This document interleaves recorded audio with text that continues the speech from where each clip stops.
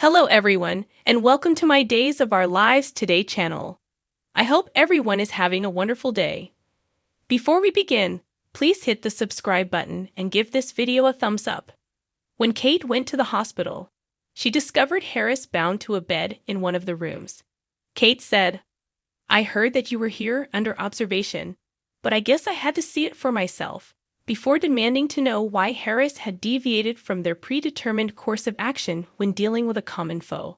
Harris said, "If it makes you feel any better, Megan Hathaway got hers anyway." But Kate already knew that, and was nevertheless interested in learning more. Kate guessed that Megan was the true architect of the assassination operation, while Harris tried to concentrate on coming up with ways to leave the hospital while still considering the idea of killing Stefan so Lee could reunite with Gabby. If she somehow turned the tables on you, it would make sense.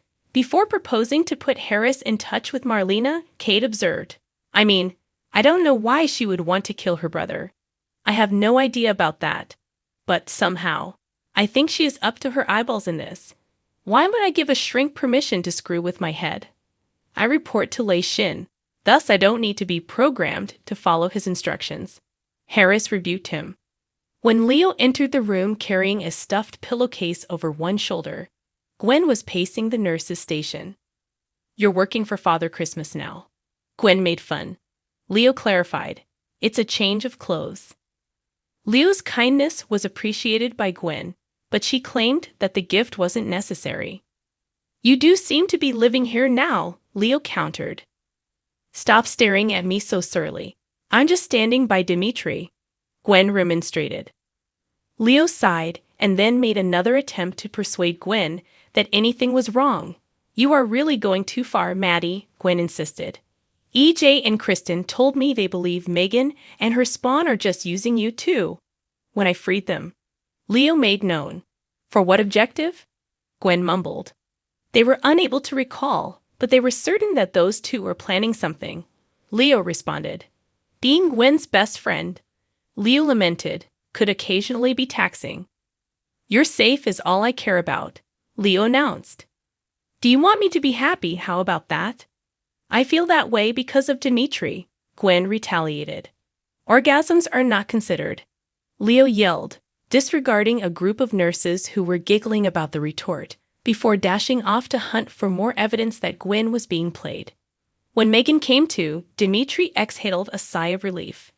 Dimitri said, "You're in the hospital. You had emergency surgery 2 days ago," and Megan immediately recalled what had happened. Megan was quickly to confront Dimitri about the felt unfairness while being restrained in handcuffs on a bed. "I'm the one who's being victimized here." Megan disagreed. "Uncle E.J. and Aunt Kristen informed the police that you were holding them hostage in the mansion's basement after you were shot," Dimitri countered. "The most ludicrous thing I have ever heard in my entire life is that, Megan announced. "Why would they make that up?" Dimitri questioned. "They are parvenu interlopers, not true Demaras like you and I, and they will do and say everything to tarnish my reputation and bring me into disrepute." Megan used logic. Due to a few recent occurrences that seemed to be incriminating in hindsight, such as instances when Megan had been caught with a tray of food that was obviously designed for more than one person, Dimitri found it difficult to believe that version of events. That my own son would believe that I would act in such a malicious manner or treat my own siblings with such cruelty shocks me, Megan worried. Dimitri revealed that E.J. and Kristen were both arguing that they had been given a narcotic that had made them forget that part of the tale after Megan declared she had no motivation for committing such a crime. "I have the strong impression that you concur with them." Dimitri felt awful enough to apologize and permanently dropped the topic as Megan noticed while conjuring a flow of tears. After Megan finished her act, she begged Dimitri for an update on their efforts to win a piece of the von Leishner fortune. Although there had been progress, Dimitri told Megan that victory was still elusive. Megan grasped the opportunity to assist Dimitri when Gwen shortly entered the room. Megan said, "Watching the two of you getting closer and bringing joy to each other reminds me of the richness in life of the wealth that's available to us if we just commit and receive it. Megan continued, "This whole experience has made me realize how much I've taken for granted, living as if I have an endless tomorrows. Don't put off finding happiness. If an opportunity arises, grasp it with confidence, boldness, and haste.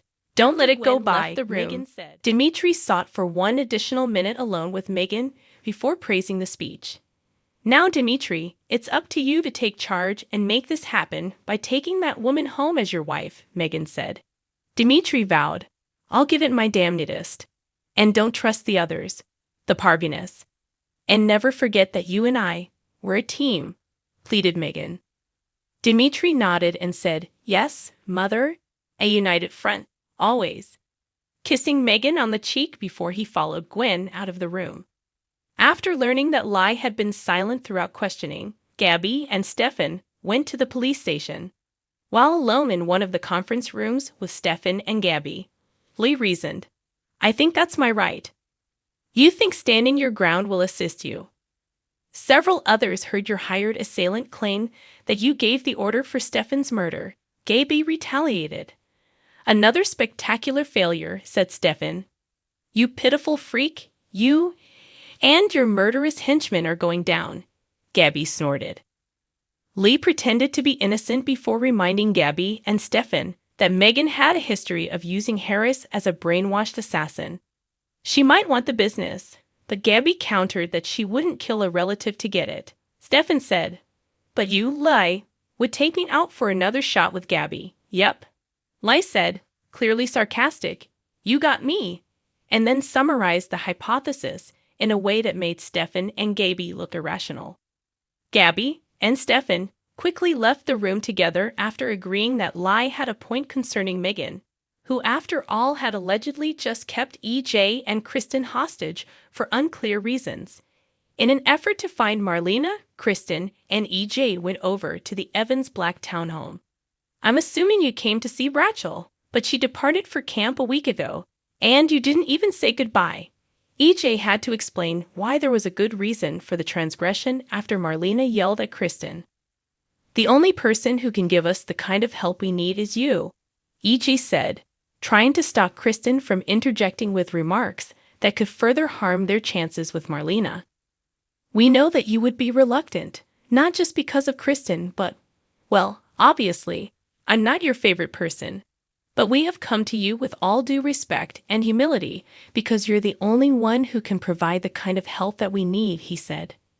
Marlena was shocked to discover that Kristen and E.J. also want hypnosis. E.J. nodded in agreement when Kristen said, "I will beg you if I have to." But Marlena refused to fall for the trick. With sighs of sadness, E.J. and Kristen started to leave. But Marlena quickly changed her mind, welcomed them to the townhouse, and then had a hypnosis session that put everything to rest.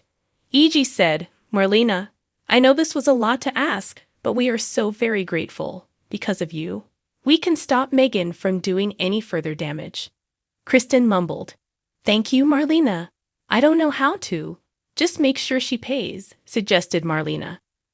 Kristen and E.J. ran out of the townhouse together, each with a different mission to perform, as Marlena watched with obvious concern. Stefan was already waiting to give an update when Kristen arrived at the police station to do so. While someone was called to help them, Stefan and Kristen compared notes. Stefan said, "There's no need for you to hang around. I would like to be the one to give Trask everything she needs to pin our sister to the wall." "Then I will see you back at the house," Kristen said. Before confronting Megan at the hospital, E.J. ran into Kate. "I absolutely knew it." After E.J. revealed what Megan had been planning, Kate boasted. After Kristen left the police station, Stefan reunited with Lai. Lai sighed in relief as Stefan added, "I would never take your word on anything. But Kristen was just here, and she remembers what happened now. And she confirmed what you said, that Megan programmed Harris to kill me." Stefan continued, making Lee frown. "But you damn well could have been in on it. So, until I have confirmation that you weren't, you're not going anywhere," he said. Leo kept looking for evidence that Dmitri was up to something after entering the Demira home through the covered tunnels, But Kristen cut him off before he could find anything incriminating. Dmitri led Gwen to the Salem Inn before setting out. Gwen halted Dmitri. "I have an answer for you now, and my response is yes." Harris considered Kate's earlier proposal a little bit further before asking a guard to call Marlena to the hospital. Together, E.J. and Kate barged into Megan's room, where they were shocked to see Gabby restrained to the bed. Thanks for watching. If you like this video, so please don't forget to subscribe my channel and don't miss any updates.